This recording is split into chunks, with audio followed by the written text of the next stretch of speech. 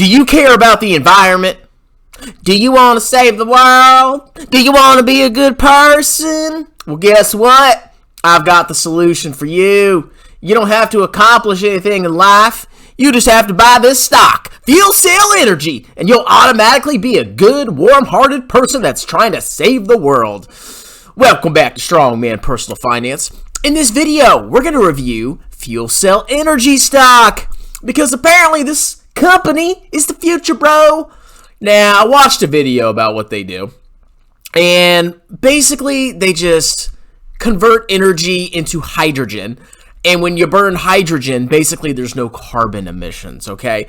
So the whole purpose of this company is to help us clean up our world, decarbonize our world. And they provide these fuel cells, as you can see here. And I don't know how they're powered, but think about this, okay? If they're converting energy into hydrogen, what's powering these things? Are they using some kind of fossil fuel or gas to power these? I don't freaking know. I don't really care because I looked at the financials and I found some interesting things, as we'll see in a second. So let's go check out FuelCell's stunk history. So we can see they've been trading for a good number of years, okay? Then they had an absolute collapse in early 2019. They bottomed out at a freaking penny stock. Look at this. They were trading as low as like 30 cents. And then, of course, in 2020, during the clown market, the stock skyrocketed. I don't know if this was like a short squeeze play or people actually believed in this garbage, but it shot up to $26 a share. And all you retail clowns probably bought it. I guarantee it. Because it went up! You don't understand the future thing, man. It's stupid.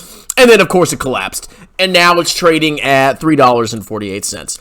So we can see the market cap is still $1.3 billion on $105 million of revenue. What is that, like a 13 price to sales? That's still pretty pricey. We can see negative net income, and we can see it's a penny stock. How adorable. Let's go look at the most recent financial report, okay? First, we're going to look at the balance sheet. All right, this is as of June 30th, 2022. I couldn't find a more recent one, which is kind of odd, but I don't know. Maybe I missed it. Maybe I'm stupid, bro. But looking at this, we can see they have total current assets of $579 million, and they have current liabilities of $80 million. So you can see right off the bat, they got no trouble with debt, at least in the short term, okay? And we can see their total assets are $944 million. Versus $184 million of liabilities. So when it comes to assets versus liabilities comparison, they're doing fine, okay?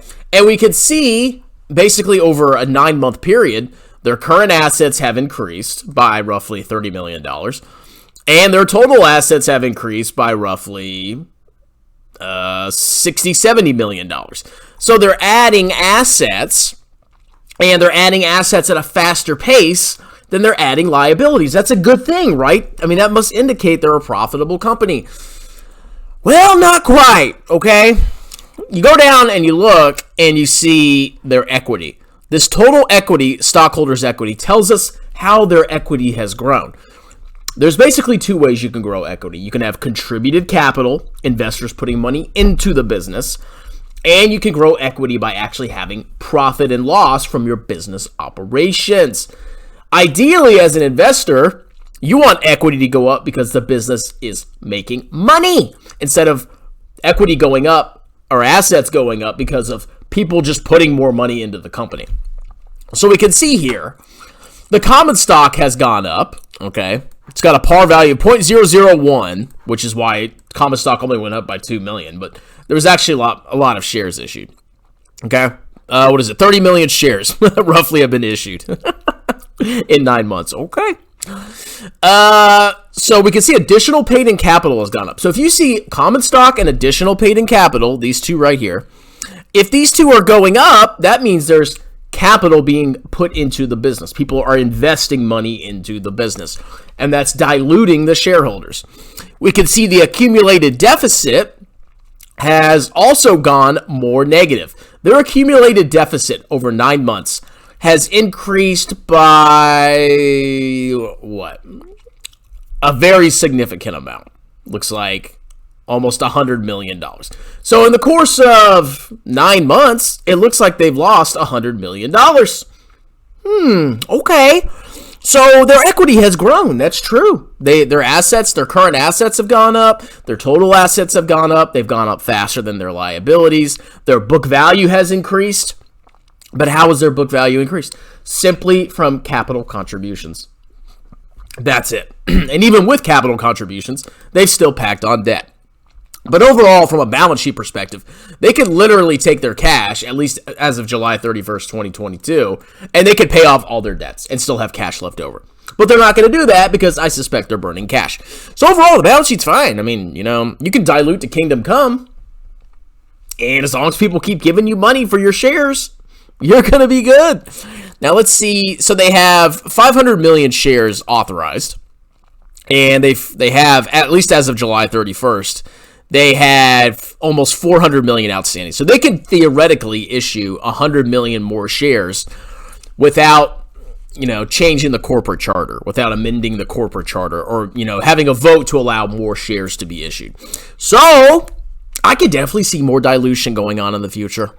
All right, let's look at the profit and loss. So for the 3 months ended July 31st, 2022, they had total revenues of $43 million, which is up from $26 million. So it's gone up. It's not a double, but they're getting close to 100%, maybe like 80% revenue growth, something like that. So the revenue has gone up pretty significantly year over year, right? But their cost of revenue has actually outpaced their growth of revenue by a slim margin, it looks like. So the cost of them producing their products and then selling their products, that's actually gone up faster than the revenue that they're making. So their gross margin is getting worse. We can actually see they had a gross profit last year for the 3 months ended July 31st. Now they have a gross loss. Seems like either they're not raising their prices fast enough or their input costs are going up. I don't know, okay? We can also see operating expenses. Selling, general, and administrative expenses have almost doubled. And R&D has 3x'd, okay? It's tripled. They're spending 3 times as much in R&D. Not necessarily a bad thing, but you can see their total operating expenses are also growing faster. So their revenue is growing more slower than their cost of revenue and their operating expenses. That's not good. It's not the end of the world, but it's not good, okay? And, of course, they had a net loss of $28 million in 3 months. $28 million in 3 months. That is a loss. 28,977 minus 43,104, or divided by. Oops, I totally screwed that up. 28,977 divided by 43,104. A negative 67% loss. Okay, good job there, FuelCell. There's another cell word I have in my mind, but I can't say it or I'll get in trouble. And then look at that growth in shares, man. This company's just living off people putting money into it, okay? We can even see here the 9 months in it. I mean, like, we already looked at the most recent income statement, but it's just not good, okay? Now let's go look at the statement of cash flows. Let's go down a little bit. On the statement of cash flows, this is the 9 months ended July 30th. Over the last 9 months, they have burned $88 million. $88 million of cash from operations, okay? That's roughly $10 million a month. $10 million a month incinerated just in operations.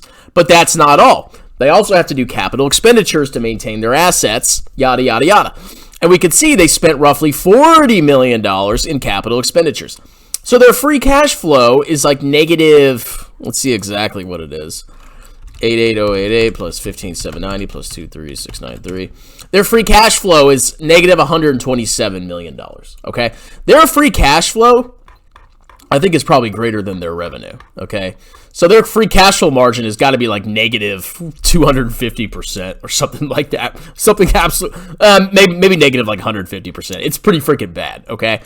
At the end of the day, if they're burning roughly $130 million in operations and capital expenditures, you divide that over 9 months, they're basically incinerating $15 million every single month.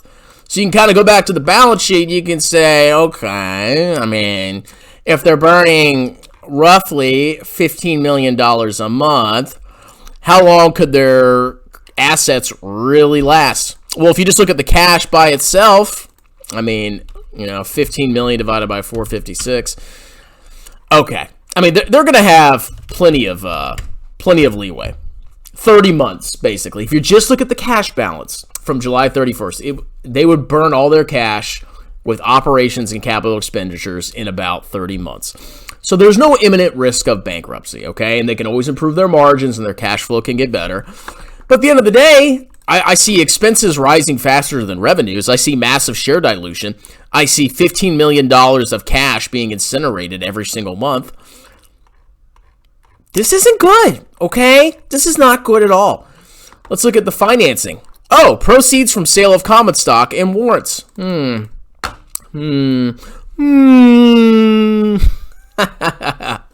So they may not have to dilute for a while, but eventually it's going to come, okay? I can guarantee you. And if the stock price stays low, which is a big risk, the dilution event is going to be insane. It's going to be absolutely insane. So at the end of the day, I'm not touching this garbage, okay? I don't know what the appeal is of this company. Yeah, it's futuristic, but it's like every other retail meme stock. You're just buying an unprofitable clown stock and hoping it makes money. At the end of the day, it's just unprofitable trash.